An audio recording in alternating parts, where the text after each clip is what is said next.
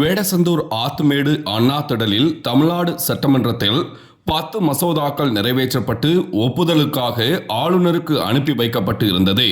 இதனை ஒப்புதல் வழங்காமல் நிறுத்தி வைத்திருந்தனர். இந்நிலையில் தமிழக அரசு உச்சநீதிமன்றத்தில் ஆளுநர்களுக்கு எதிராக வழக்கு தொடர்ந்த நிலையில் இன்று உச்சநீதிமன்றம் 10 மசோதாக்கள் ஆளுநருக்கு எதிராக தீர்ப்பு வழங்கி மசோதாக்கள் செல்லும் என்று தீர்ப்பு வழங்கியது. இதனை கொண்டாடும் வகையில் திமுகவினர் அவைத்தலைவர் ஆரோன் தலைமையில் வெடி வெடித்து இனிப்புகள் வழங்கினர். இந்நிகழ்ச்சியில் நகர அவைத்தலைவர் பன்னீர்செல்வம், மாவட்ட விவசாய அணி துணை அமைப்பாளர் வீரகுமார், மாவட்ட அயலக அணி துணை அமைப்பாளர் மணிமாறன், மாவட்ட மாணவர் அணி துணை அமைப்பாளர் செல்வகுமார், நகர பொருளாளர் ஜெயபாஸ்கர், தலைமை கழக பேச்சாளர் முருகவேல், கவுன்சிலர்கள் காட்டுபாபா சேட்டலி, அன்சர் முகைதீன், சிற்றரசு, பாலு, முத்துக்காலை, 10வது வார்டு மனோகர் மற்றும் உள்ளாட்சி பிரதிநிதிகள், கழக நிர்வாகிகள் கலந்து கொண்டனர். செவ்வாய்க்கிழமை மதியம் 3 மணி அளவில் கிடைக்கப்பெற்ற தகவல்.